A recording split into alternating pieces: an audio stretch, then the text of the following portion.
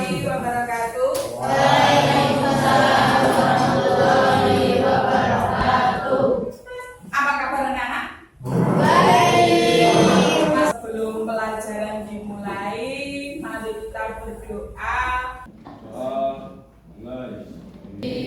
Billahi Rabbah wa bil Islami dina wa bil Muhammadin nabiyya wa rasulah.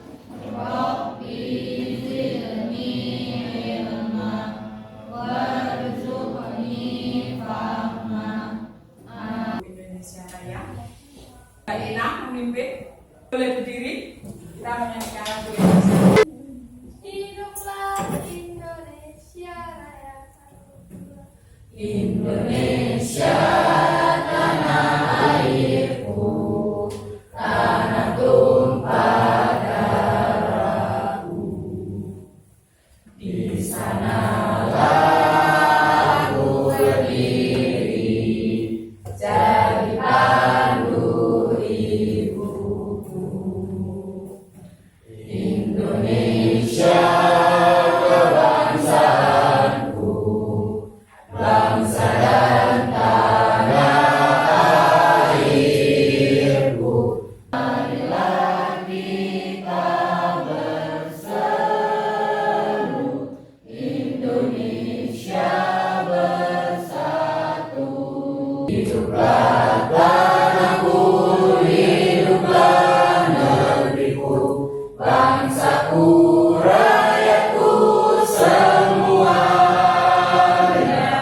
Bangunlah jiwanya, bangunlah badannya untuk Indonesia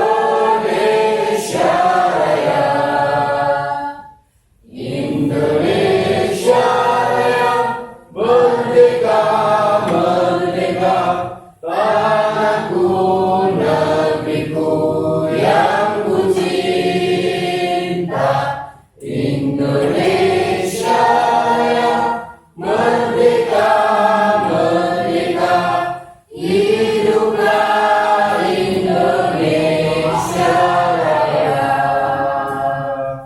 Indonesia Raya, merdeka, merdeka, tanahku, negeriku yang ku cinta. Indonesia Raya, merdeka, merdeka, hiduplah Indonesia Raya. Kembali. Agustina, Ahmad Zamroni, Ajeng Rizky. Pojokan apa Mbak Ajeng? Wah, oke. Aliania, oke. Alicia, Anindia, Arifah, Azahra, Erva, Fauzat, Indah, Kaila, Latifah. Oh iya, sakit. Mbak Latifah dari kemarin belum masuk karena sakit. Muhammad Abian, Nevi, Niko, Nisa, Palgunaya, Ramesti, Aihat, Riditya, Ridwan, Rifki, Rizky Hana, maaf dilanjutkan guru. Tessa Chandra, oke, Latifah karena masih sakit. Ini tujuan pembelajarannya yaitu mengetahui konsep sistem pembayaran dalam perekonomian, kegiatan ekonomi tadi yang kita lakukan. Yang kedua, menjelaskan peran bank sentral. Bank sentral itu kita berperan penuh dalam sistem pembayaran dan alat pembayaran. Terus yang selanjutnya membuat bagan penyelenggara sistem pembayaran non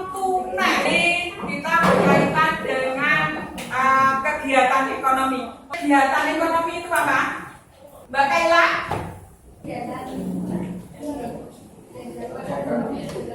Oke, boleh. Kegiatan yang dilakukan untuk memenuhi kebutuhan. Alat pembayaran di sini kita berupa uang. Apa definisi uang? Boleh. Siapa yang tahu definisi uang? Mas Niko? Alat tukar barang. Ada yang tahu pembayaran non tunai itu seperti apa? Pakai kartu debit. Betul. Pakai kartu Pakai debit. dana di HP. Pakai dana di HP itu namanya ada dompet elektronik. Boleh yang lainnya yang pernah menggunakan transfer dana seperti itu. Selanjutnya, sistem pembayaran itu adalah sistem yang mencakup seperangkat aturan lembaga yang mekanismenya yang digunakan untuk melaksanakan pemindahan dana guna memenuhi suatu kewajiban yang timbul dari suatu kegiatan ekonomi. Sekarang gini, ada semuanya itu diatur oleh lembaga perbankan atau bank sentral. Bank sentral di Indonesia itu apa? Bank sentral Indonesia. Apa mas? Bank sentral itu bank Indo istilahnya. BRI. Siapa yang tahu? BI apa ya? BI betul, Bank Indonesia. BI. Jadi segala sesuatu dari lembaga-lembaga lain itu semua kata sistem dari BI. Jadi peranannya seperti itu. Sambil lihat terus, ini ada peranan BI dalam sistem pembayaran sebagai regulator, yaitu merumuskan kebijakan, memberikan izin penyelenggaraan sistem pembayaran, sistem pengawasan, mengawasi penyelenggaraan sistem pembayaran. Selanjutnya operator, ERPA, Navy. Nanti kan, ingat ya, nanti menempatkan kelompoknya masing-masing. Kelompok 1, 2, 3, 4, 5. Nanti bergabung di kelompoknya masing-masing. Kelompok 3, Rizky, Anindya, Ahmad, Tessa, Muhammad. Ini ada 5. Terus kelompok 4, Aliania, Alicia, Palgunaya, Agustina, Muhammad Abian.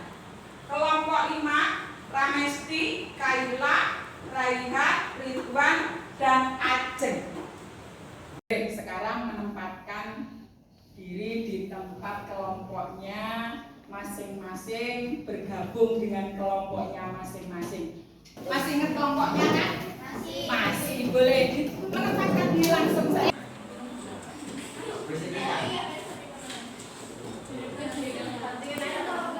Diskusi kelompok itu saling kerjasama, jadi tahu peran masing-masing. Tidak harus yang mengerjakan orang satu, tapi kita saling kerjasama. Boleh? Ya, permasalahannya ada 5. I am the best. You are the best. We are the best. I am the best. You are the best. We are the best. Yes, yes, yes. Oke. Ya, bismillahirrahmanirrahim. Assalamualaikum warahmatullahi wabarakatuh. Jadi kami dari kelompok 5 yang terdiri dari saya, Kaila, dari teman-teman saya.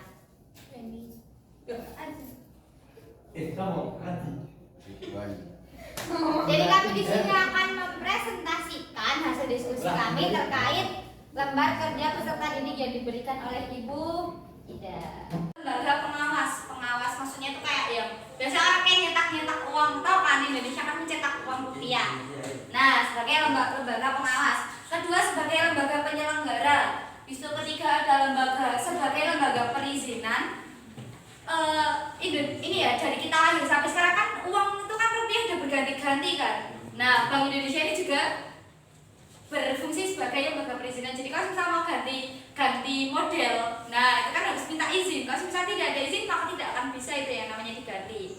Itu ada meminimalisasi resiko dalam sistem transaksi. Bisa pakai Dana, bisa pakai GoPay, bisa pakai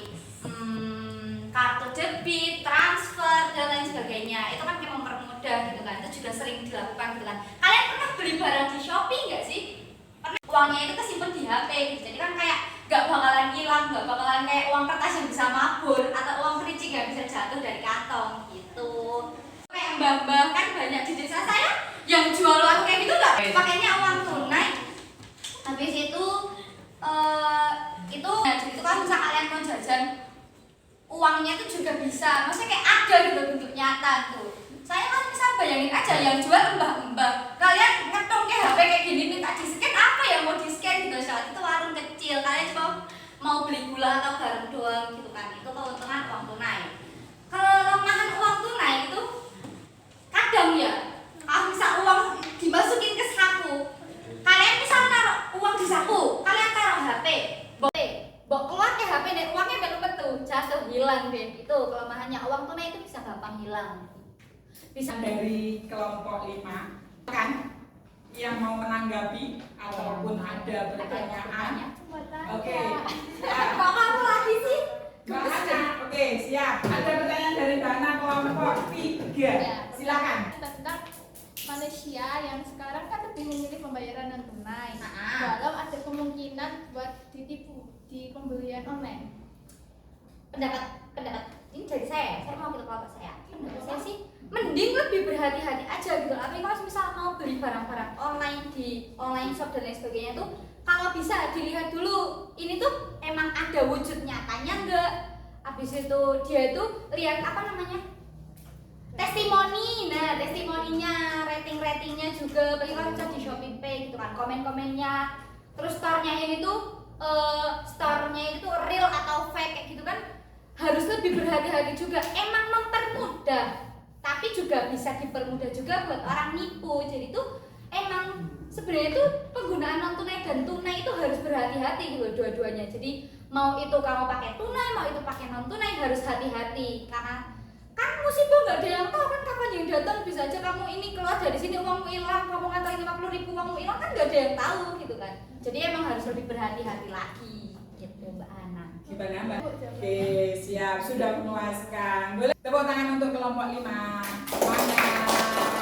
Oke boleh. Presentasi dari kelompok kami kelompok 5. Pertanyaannya dan maaf. Wassalamualaikum warahmatullahi wabarakatuh. Waalaikumsalam warahmatullahi wabarakatuh. Oke. Selanjutnya jika mau maju boleh.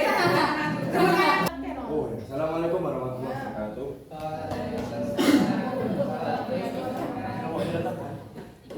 Ya, perkenalkan kami dari kelompok 3. Saya namanya Roni. Saya Hana. Ya kamu dong. Di sini kita akan mempresentasikan tentang hasil kerja kita yang telah diberikan oleh Bu Farida tentang alat pembayaran dan sistem pembayaran. Yang pertama adalah konsep sistem pembayaran itu aturan mengenai transaksi keuangan dari suatu kegiatan ekonomi. Misalnya itu kayak jual beli.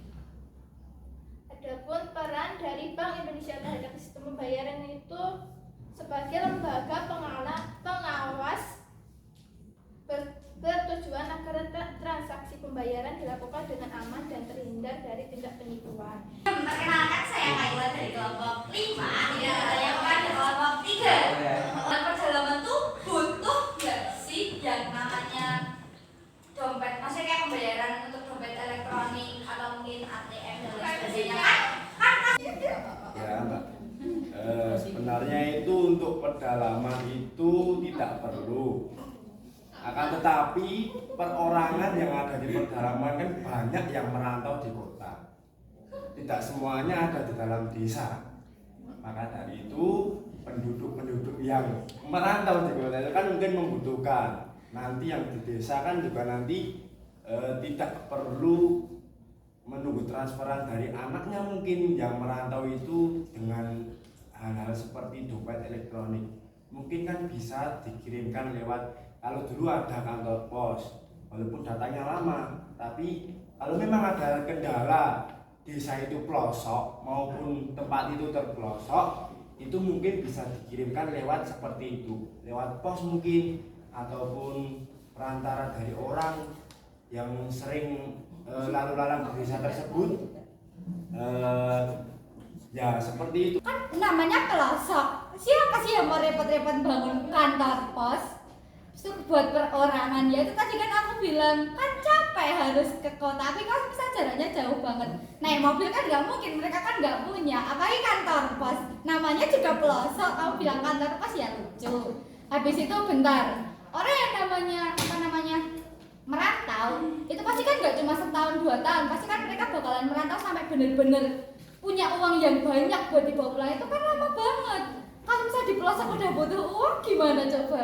Kan kalau misal bentar, kalau misal mau ditransfer kan mereka harus ke ini, ke apa namanya, ke bank terdekat, dan terdekat itu adanya tuh cuma di kota gitu loh. Pelosok sama orang kota itu malah ekonominya malah mujorak desa. Karena dia itu tanam, dia punya kebun, punya hewan ternak, punya semuanya. Orang desa sekarang tuh punya sapi 5. Sekarang sapi 5 itu satu sapinya 15 juta. Desa itu malah orang kaya. Contohnya ada di Solo. Solo itu kan juga banyak desa yang terpelosok ya kan. Tapi di desa-desanya itu banyak yang memiliki aset-aset seperti ladang, seperti peternakan, seperti apalagi ya, penginapan di gunung ataupun di hutan-hutan. Makanya jauh dari kemungkinan orang nggak punya uang itu di desa itu jauh. Kepala adat desa pelosok itu mungkin menunjuk beberapa pemuda untuk menjadi perantara yang mau disuruh wirawiri gitu loh. Orang desa seperti itu ada. Mungkin ada 5 orang ataupun 1 orang yang memang ditugaskan untuk mengambil barang dari kota untuk dikirim ke desa, ataupun sebaliknya dari desa dikirim ke kota itu ada. Tidak. Saya puas mendebat kamu. Oke, silakan. Sudah? Ya, terima kasih. Kami dari kelompok 3 apabila ada kesalahan tolong maafkan. Assalamualaikum warahmatullahi wabarakatuh. Waalaikumsalam warahmatullahi wabarakatuh. Tepuk tangan lagi untuk kelompok 3. Oke. Selanjutnya masih ada kelompok 4. Oke, Mbak Ina. Kelompok 4 silakan. Siap. Silakan kelompok 4.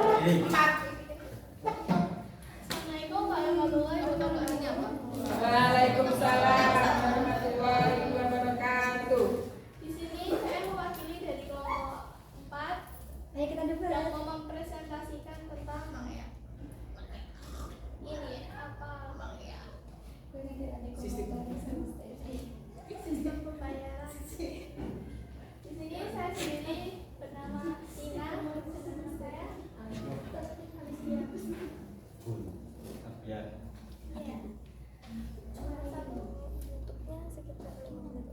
Jelaskan teksnya sistem pembayaran.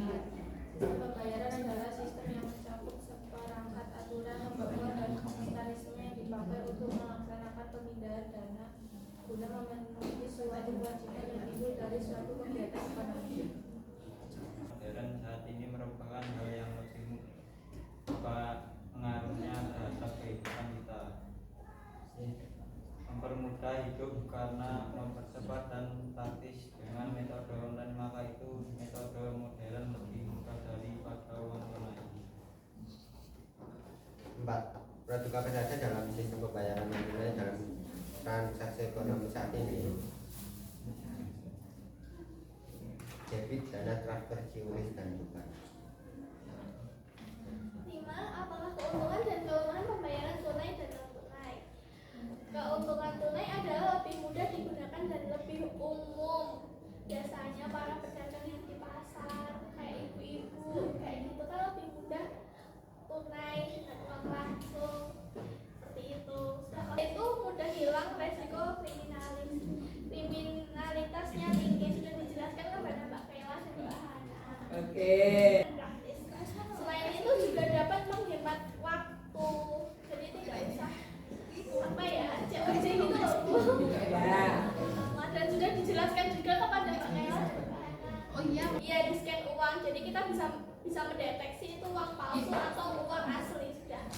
Oke, begitu? Sudah cukup? kalau misalnya pembayaran pakai tunai itu bakalan ada kemungkinan buat ketipu nggak atau ada kerugian nggak? Kalau misal ada, coba tolong jelaskan Kak gimana cara pencegahannya biar nggak kena tipu ataupun nggak kena rugi. Ada, biasanya bisa kena tipu juga karena memakai uang palsu. Enggak. Sekian dari kelompok saya, kami akhiri. Wassalamualaikum warahmatullahi wabarakatuh. Oke, tepuk tangan untuk kelompok 3. Kelompok 4. Warahmatullahi wabarakatuh. Waalaikumsalam warahmatullahi wabarakatuh. Di sini kami dari kelompok 1 yang beranggotakan saya Niko ingin mempresentasikan tentang memahami konsep sistem pembayaran dan memahami konsep uang sebagai alat pembayaran. Kau tadi Penanganan Bank Indonesia terhadap sistem pembayaran, yaitu satu lembaga pengawas, yaitu lembaga pengawas bertujuan agar transaksi pembayaran yang dilakukan oleh masyarakat dapat berjalan dengan lancar. Dua, lembaga penyelenggara. 3, penyedia perizinan. 4, meminimalisasi risiko dalam sistem transaksi.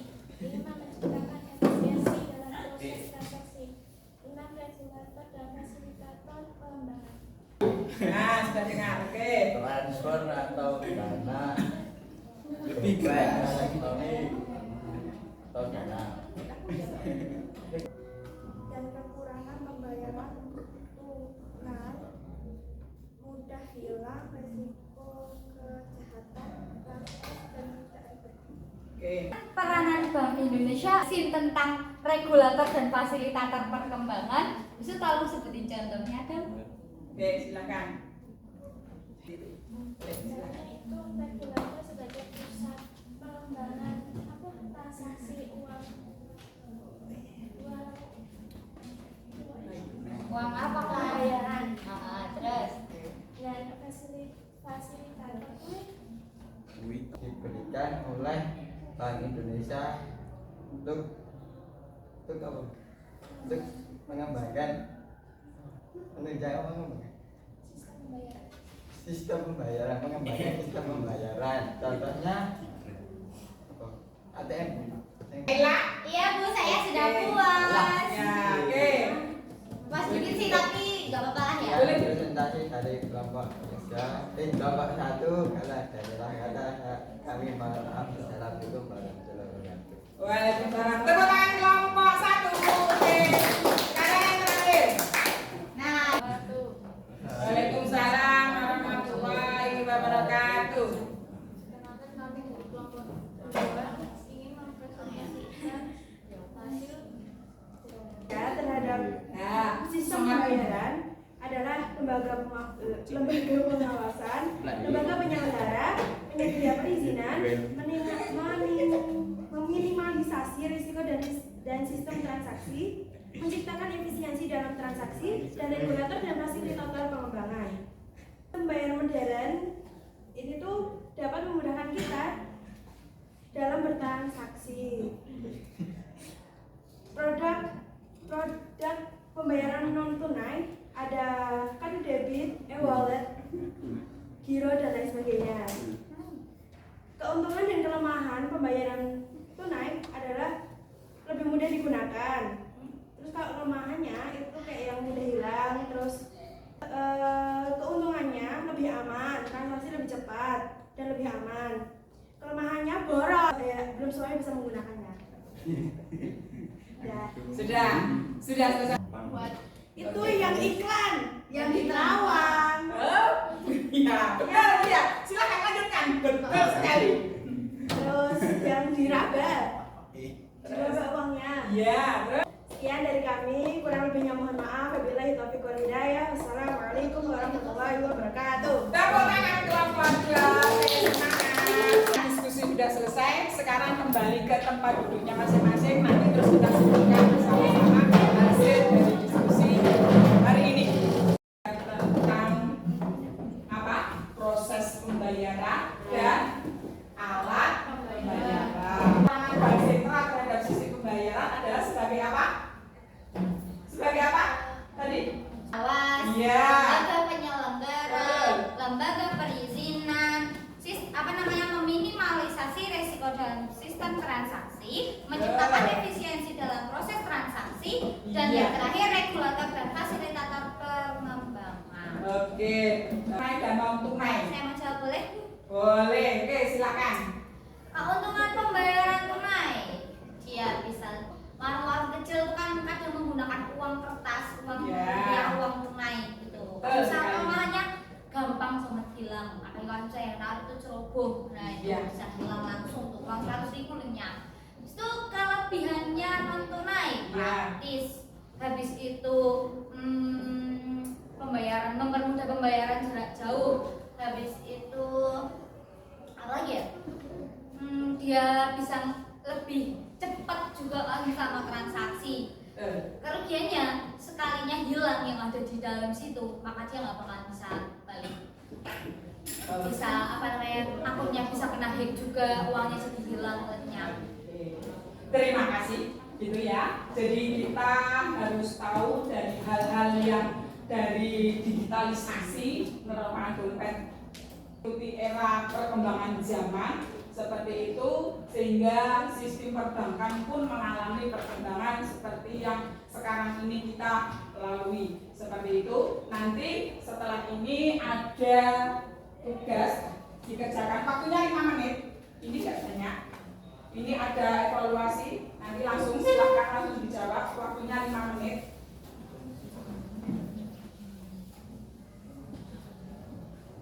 Ya. Oke, jangan lupa dikasih nama. Bagaimana untuk hari ini? Ada kendala? Ya. Bagaimana pelajaran hari ini? Seru. Mengekspresikan, dia memberikan semangat, bisa menjadi motivasi yang lain seperti Mas Roni, Mbak Kaila, Mbak Ana, itu bagus.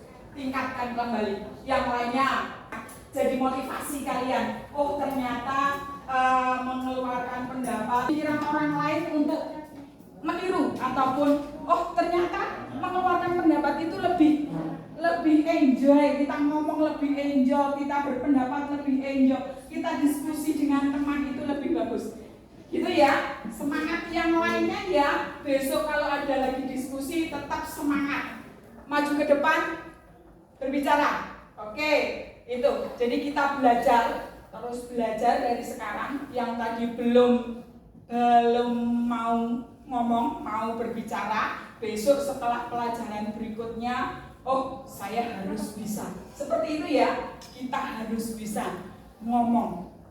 Grogi di depan, iya. Kata Mbak Tina grogi, iya. Awal kita grogi, tapi kalau lama-kelamaan terbiasa, groginya hilang. Seperti Mbak Kaila, groginya hilang, gitu ya Mbak Kaila. Mbak Tina, semangat gitu ya semuanya. Jadi tetap semangat. Kita hari ini pembelajaran sistem pembayaran dan alat pembayaran. Ini minggu depan ada materi tentang lembaga perbankan, membahas lebih dalam tentang lembaga perbankan. Begitu ya, tetap belajar di rumah, dibuka materi-materi di rumah buat belajar, semuanya tetap semangat, tetap raih cita-cita setinggi langit, cari ilmu sampai ke negeri Cina. Itu istilahnya seperti itu. Mungkin dari Bu Guru cukup sampai di sini. Sebelum ditutup, kita berdoa bersama-sama. Mas Roni, silahkan dipimpin berdoa. Mulai. Bismillahirrahmanirrahim. Allahumma arinal haqqa haqqa warzuqna ittiba'ah wa arinal batila batila warzuqna ijtinabah. Amin. Terima kasih. Diakhiri, wassalamualaikum warahmatullahi wabarakatuh. Waalaikumsalam warahmatullahi